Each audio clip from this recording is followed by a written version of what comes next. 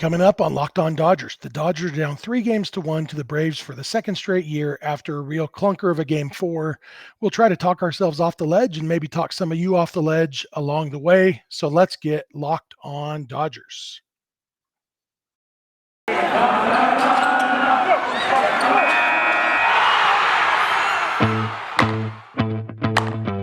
You are Locked On Dodgers, your daily Los Angeles Dodgers podcast. Part of the Locked On Podcast Network, your team every day.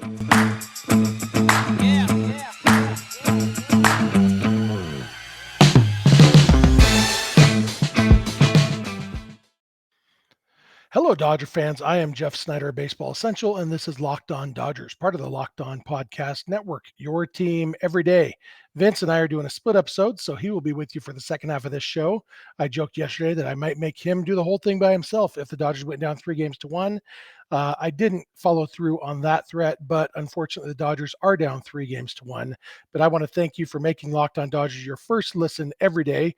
Remember, this show is free and available on all podcast platforms and on YouTube simply by searching for Locked On Dodgers. This is the daily podcast covering the currently reigning world champion Los Angeles Dodgers, bringing you the smart fans perspective on our boys in blue. And I'm starting to feel like maybe we're going to have to change that intro because it seems like there's a chance that coming up in the next couple weeks, the Dodgers won't be the reigning world champs anymore. It's not over yet. The Dodgers are down 3 games to 1, just like they were last year. Last year, they had an epic comeback. And so I'm going to talk a little bit about that, about, what there is.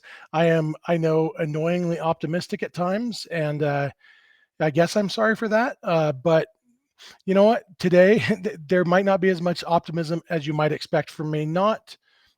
I haven't given up. I'm not going to give up. I don't believe in giving up on the Dodgers. If for no other reason than for practical reasons, I will have plenty of time to be miserable if they lose, if they get eliminated. I don't need to start that early. But watching the way Game 4 went and looking ahead to Game 5 specifically, Max Fried against the Dodgers bullpen game, things don't look great. And so we're going to be talking about that.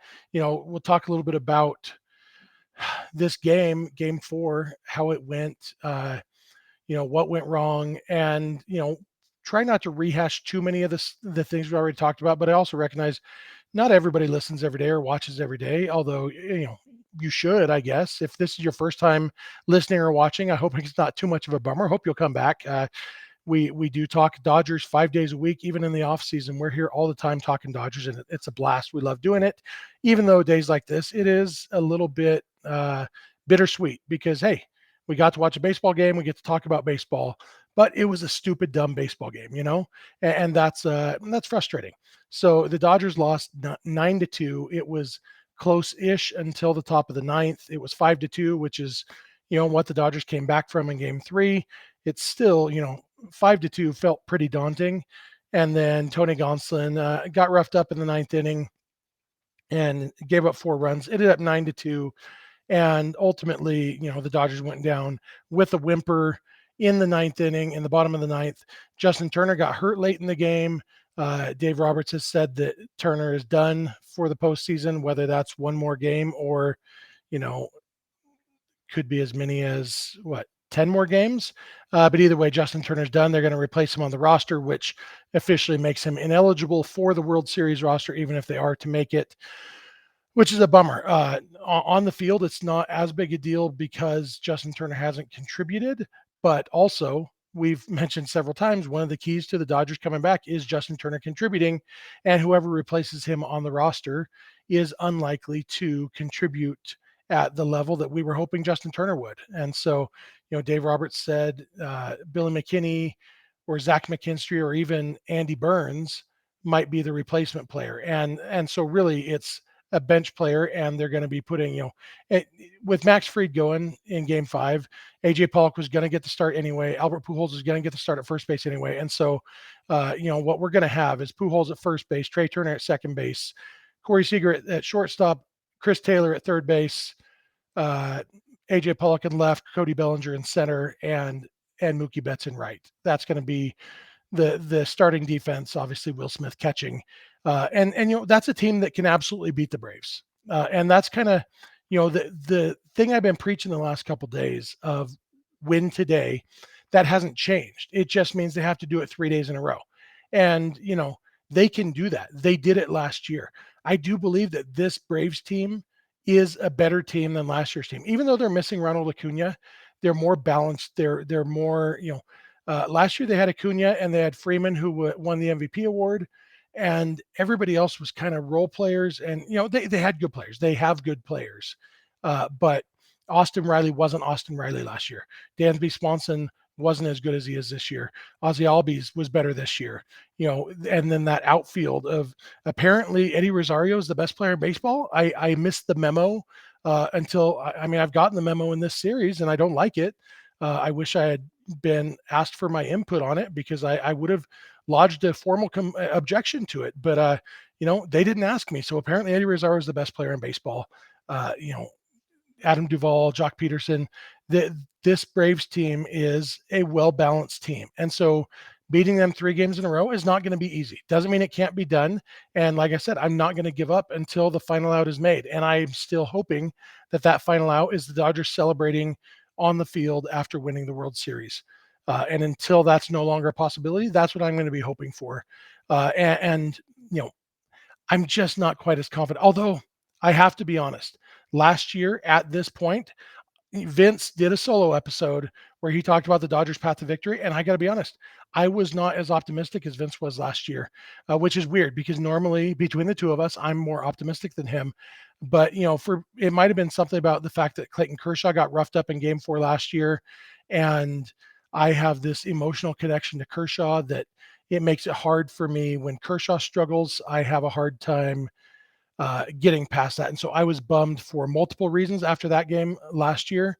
And so I hadn't given up, but I didn't have the same optimism that Vince did until after Will Smith's home run in Game 5. And then I thought, oh, they could really do this. And any one thing can happen. If the Dodgers can beat Max Fried today, Dodgers go with a bullpen game, which could go either way. The Dodgers starting pitching hasn't been great in this series. And so maybe a bullpen game. The problem is because the starting pitching hasn't been great, the bullpen has been used a lot. But I think they can patch together a bullpen game that they might be able to hold the Braves to a few runs. And if they can get to Max Fried, and that's going to mean Trey Turner stepping up, AJ Pollock stepping up, hopefully Albert Pujols stepping up. They need to hit the ball. And if they can win this game, Game 5, they head back to Atlanta knowing, we need to win 2 in a row, but we've got Max Scherzer and Walker Buehler, both of whom struggled in their first starts in this series, both of whom you can make a pretty good case that they are unlikely to struggle in back-to-back games. If Max Scherzer's dead arm, as he called it, really was a temporary thing, a one-day thing, then you have to like the Dodgers' chances of winning those last 2 games with those 2 guys going. So win today really is the mantra still. And I'm sure that's what, as I'm recording this late on Wednesday night, I'm positive that's what Dave Roberts is preaching to his team. Dave Roberts was part of the 2004 Red Sox that came back from down 3-0. He was obviously the manager of the team last year that came back against the Braves from 3-1. So Dave Roberts has been there. A lot of the guys in the clubhouse were here last year and saw that. And we're part of that. And so I don't think anybody's going to give up. It is a blow to lose Justin Turner, kind of the emotional leader, but he can be an emotional leader from the bench. And, there's still a chance. As Lloyd said on Dumb and Dumber, you're telling me there's a chance. And there is a chance. And until they've lost the series, I will go to my grave or, hopefully I don't go to my grave before the series ends, but I will believe until belief is no longer possible. And, that's what we got to do as fans. And I'm going to come back in just a minute, going to talk a little bit more about kind of what we need to see from the Dodgers in this game, in Game 5. So go ahead and keep it locked on Dodgers. Let me tell you about rockauto.com. Look, think about how many different kinds of cars there are. You thinking about that? Now think about how many different cars you own. That's a lot smaller number, huh? Well, what are the chances if you go down to an auto parts store, they're going to have the parts that you need for your car? I'll tell you what the chances are. Not very good. They're either going to have generic parts or they're going to have to order it in for you.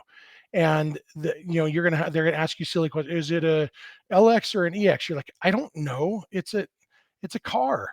Well, guess what? You can find out the answers to those things at home, and you can go ahead and go to rockauto.com, and you can go to their website, find your make and model of car, and it'll show you all the parts available. You don't have to talk to somebody at the auto parts store. You don't have to go back and pick the part up. You don't have to do any of that, because Rock Auto will ship the part to your house, and you'll notice when it gets there, I paid a lot less than I would have too. It's the best of all worlds. You pay less, it's more convenient, and you get to support a family business called Rock Auto. So go to rockauto.com right now and see all the parts available for your car or truck, and write "Locked On" in there. How did you hear about us box, so they know we sent you. Amazing selection, reliably low prices, all the parts your car will ever need. rockauto.com. All right. So, I mentioned we're just this is kind of a talking off the ledge episode. I know that Vince's half is going to be kind of the same. He's going to be trying to look for bright sides here. And I just want to talk a little bit about, in game five, I covered it. The Dodgers need to hit. And there's it's easy as a baseball fan to think that things are written in the stars. It didn't help that MLB's postseason campaign a few years ago was that "Written in the Stars" song. But the fact is, nothing is written in the stars. Nothing is set in stone. No stories are written until after they happen. And so now we look back at last year and we think about the Dodgers coming back from 3-1. That didn't have to happen. That was not inevitable, as Thanos would say. Thanos thought he was inevitable, and he wasn't.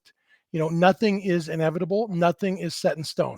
In 2004, when the Red Sox came back from down 3-0, that didn't mean they had to win the World Series. They had been to the World Series during their drought and not won it.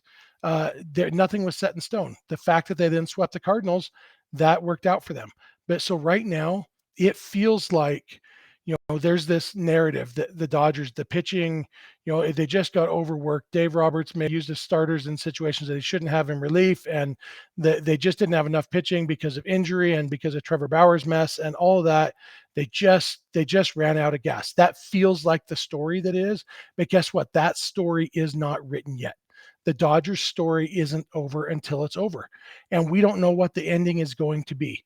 Last year, you very easily could have written a story after game 4 of the NLCS about Clayton Kershaw's postseason legacy, blah, blah, blah, blah. Clayton Kershaw cost his team in a big game. Well, guess what? Clayton Kershaw came out and shoved twice in the World Series and was awesome in the World Series. And because the story didn't get written until after it was done. This story hasn't been written yet, and nothing is inevitable. We as baseball fans, we have this romantic view of baseball. We look for these narratives, and we see it all the time. And I've mentioned this. The reason that every baseball fan thinks that every national broadcaster hates his or her team is because broadcasters are chasing narratives. They're not, it's the fact that they're trying to be neutral. And when you've watched a broadcast all season of Joe and Oral, who work for the Dodgers, are pro Dodgers, watching a neutral broadcast is significantly more negative towards the Dodgers than what we're used to, because neutral is more negative than pro Dodgers. And that's why every fan, after 162 games of watching their team announcers, a neutral broadcast feels like they're against them. Dylan, the host of Locked On Braves, sincerely believes that this is a pro Dodgers broadcast that we've been watching in this series. And so many Dodger fans, including maybe you, think it has been a pro Braves or anti Dodgers broadcast. And really, it's just them trying to be neutral, but more, they're chasing narratives. And so, yeah, when something happens, when Darren Ruff hit that home run in game 5 of the NLDS to tie the game, yeah, they showed a bunch of replays because he just hit the longest home run of the postseason to that point to tie the game in a game between two huge rivals. It was a huge moment in that game. So yeah, they showed it a bunch. Did they show it more than the Dodgers broadcast would have? Of course they did, because they're trying to be neutral, and so these broadcasters, they're chasing these narratives. And so we heard a lot at the end of this game about Jeff Francoeur saying flipping the script and blah, blah, blah, blah. Nothing is set in stone. Today, Wednesday, the Dodgers lost a game where they had their 20-game winner going against a Braves bullpen game. And tomorrow, on Thursday, the script is flipped. The Dodgers are going against the Braves ace, and the Dodgers are having a bullpen game. Guess what? The Dodgers could win that game 9-2, just like the Braves just did. There's nothing about baseball that is predictable. You can guess at stuff, and sometimes you're right. But the Dodgers have a very good chance. I don't know if it is. I don't know if I'd say they're the favorites, but they have a very good chance to win Game 5. And then in Game 6 and 7, I think they are the favorites because they've got two guys who are going to finish in the top 4 in Cy Young voting going in Games 6 and 7, if they can get there. So resist the urge to buy into the narrative that the Dodgers story has been written. You see it on social media, hear it on the broadcast, well, they just got tired or they just didn't have the heart or blah, blah, blah, blah. None of that is true yet. It may end up being true.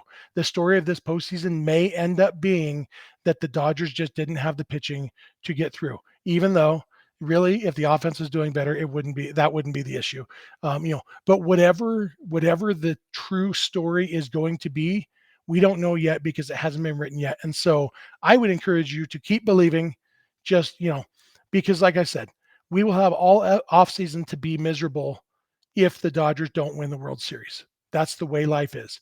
I tried to mix things up today. I'm recording from my kitchen table instead of from down in my office with my bobbleheads behind me because I thought, you know what, maybe I need to do something different. So I'm wearing my reading glasses and don't have my fancy camera. It's just my laptop camera, my little headset mic. It's a different setup for me because I thought the Dodgers need a change from their podcast.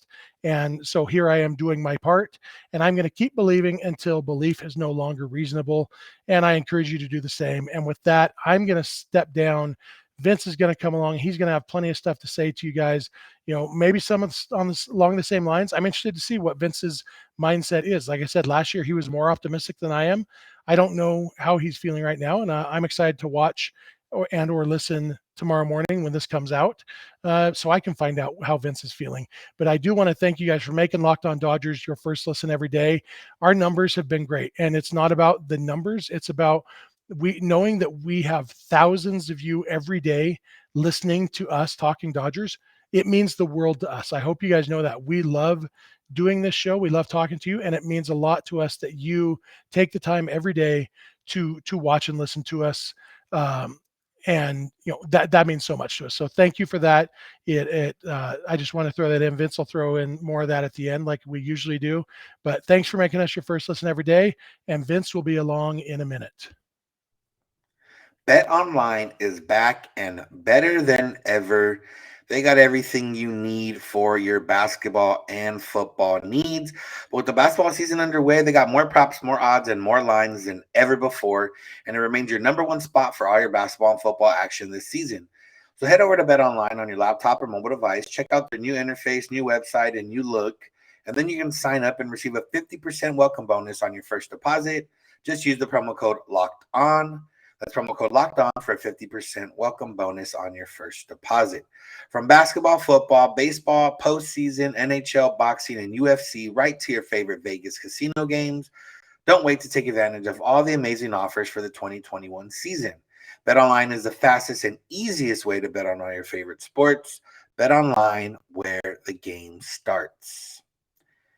All right, Vince here to close out the episode, and I was going to go back and listen to last year's episode, but I think I remember most of the main points and kind of it's a different situation this year for sure, but there is a path.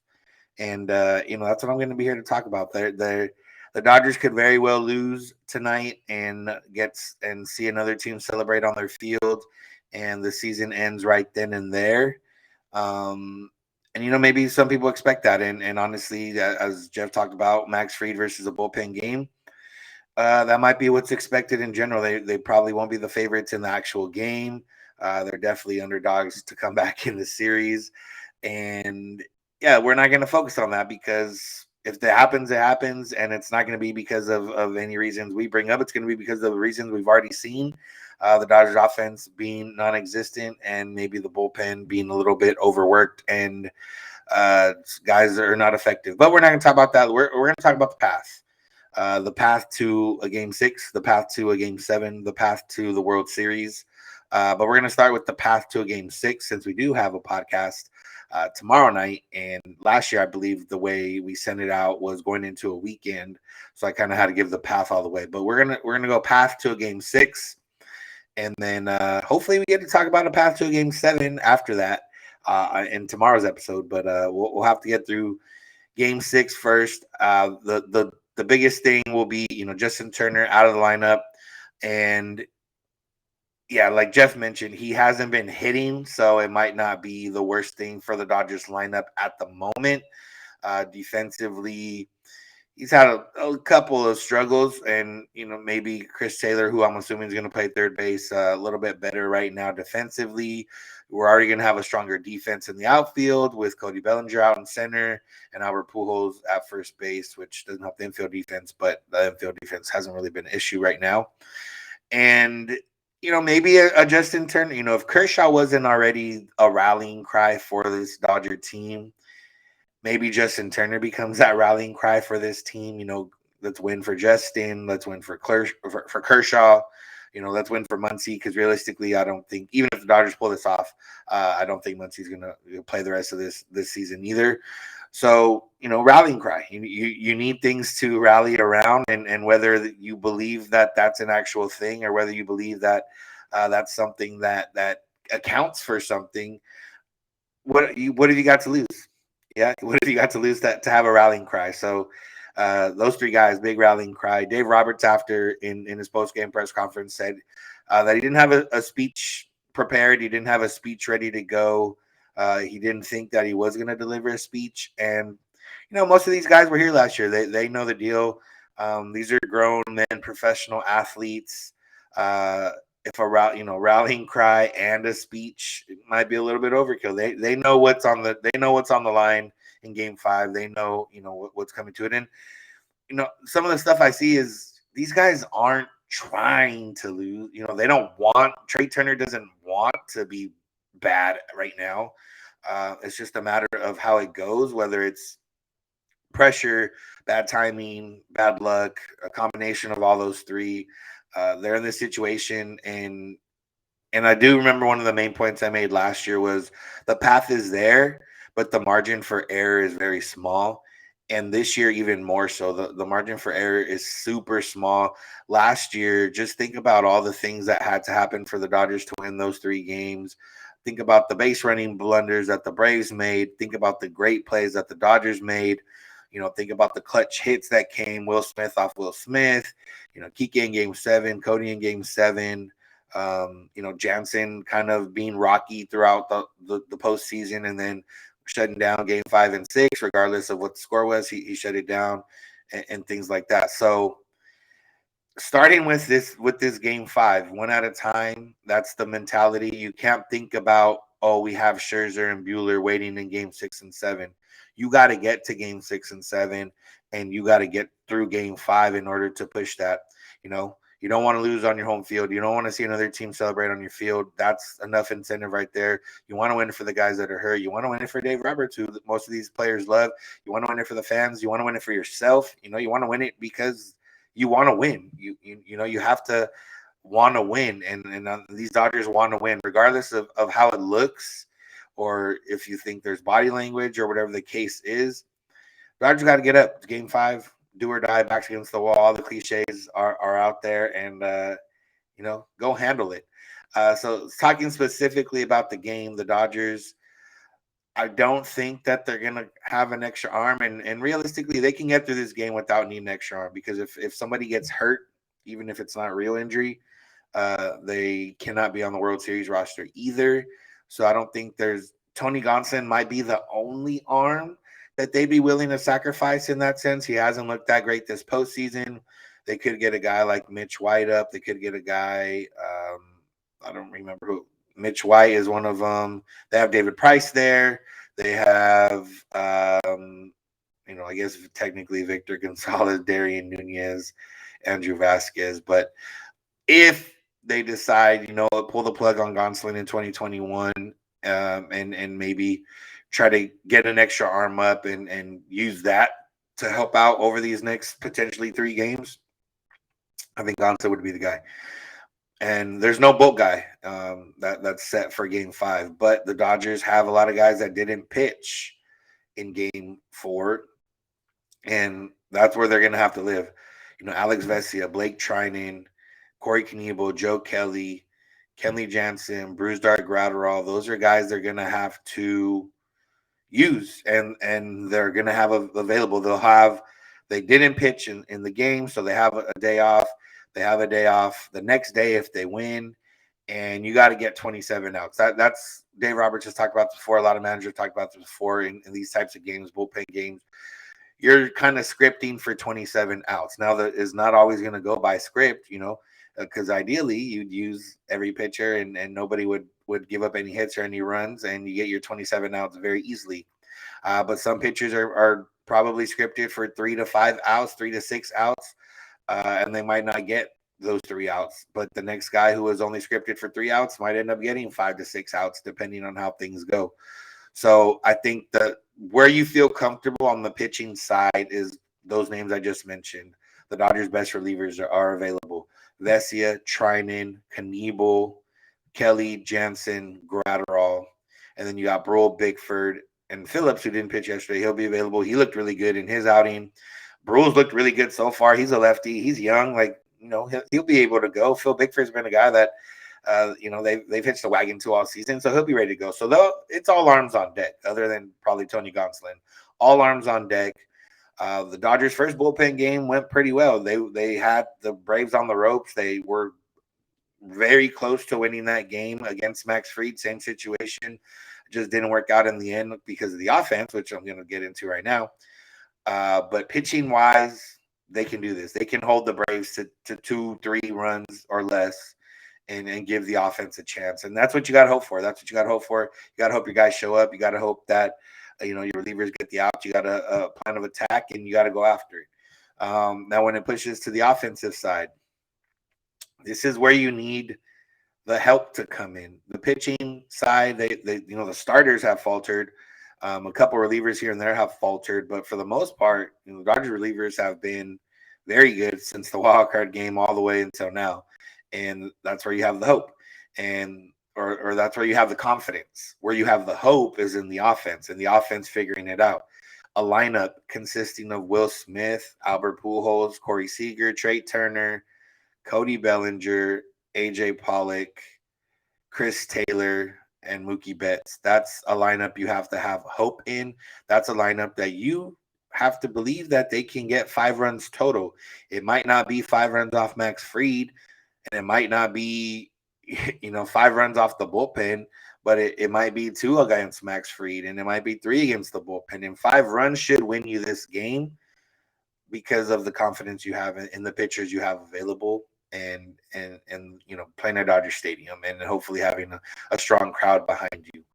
And the offense is like I said, more hope than confidence at this point.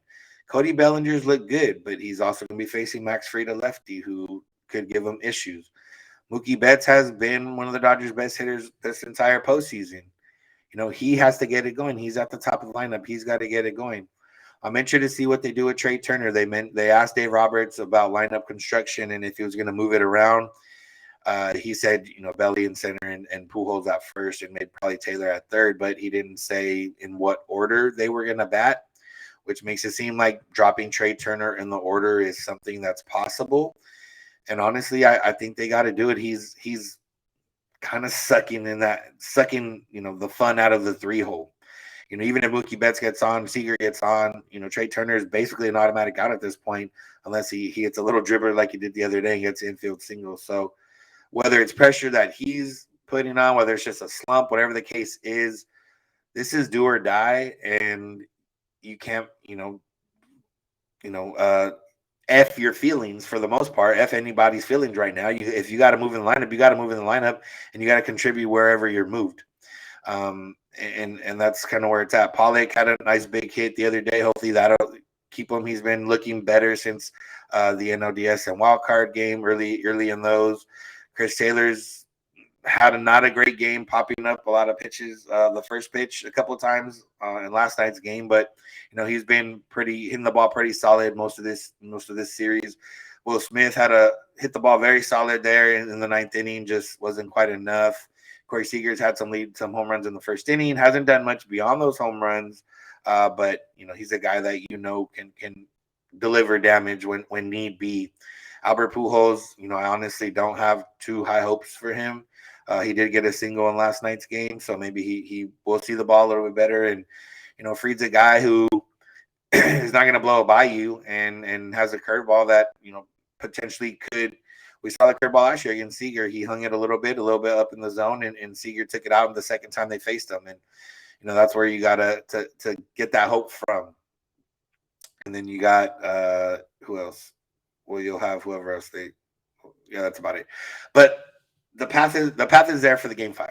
Okay, bullpen game, 3 runs or less, offense. Give me 5 runs, and let's go to Atlanta, and that's where it sits, and that's where it's at, and that's what I'm going to talk about right now.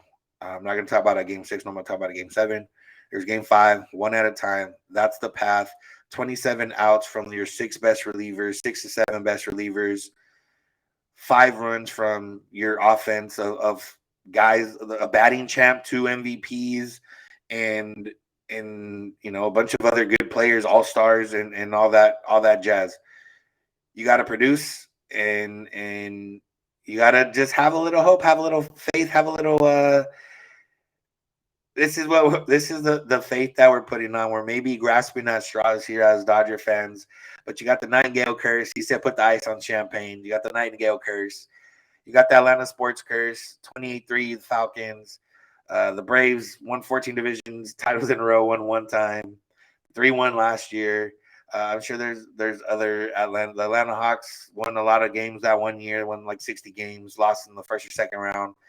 Atlanta sports, just they're known for having a curse. You got to have faith in that. Charles Barkley, Chuck, he made a guarantee. His guarantees usually fail, so have faith in that, and have faith in the Dodgers and in talent winning now, and in talent regressing on the Braves side. Eddie Rosario is a fine player, but he's not a 588 with a 1.69 OPS player. Some of those other guys are pretty good, but they're not that good. And some guys who, Freddie Freeman seem to turn it around. But it's one of those where, yeah, you let Freddie Freeman beat you, but you can't let the other guys beat you. And that's where the Dodgers have been failing. Game 1 and 2, Freddie Freeman wasn't beating them. The other guys beat him. Game 3, they ended up winning that one. But Freeman was just hitting singles. This one game, Freeman had 2 extra base hits, home run, RBI double.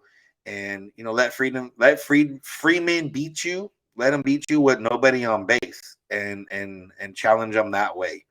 And that's the way you win game 5, and that's the way you send this thing back to Atlanta. And then if that happens, we'll talk about the path to game 7 tomorrow. That's going to do it for today's episode. Let's go Dodgers. Don't let this end tonight. Push it forward, push it to game 6. The other thing too, real quick, all the pressure's on the Braves. The Braves blew a 3-1 series lead last year. There's no pressure on the Dodgers. Everyone, for the most part, is expecting the Dodgers to lose. Nobody's really expecting them to come back and win, with such bravado that you would put it on the line. The pressure's on the Braves. Closing out series is hard. We saw it last year, and hopefully we see it this year. So that's going to do it now for today's episode. Thank you for making this your first listen every morning, wherever you get podcasts or on YouTube.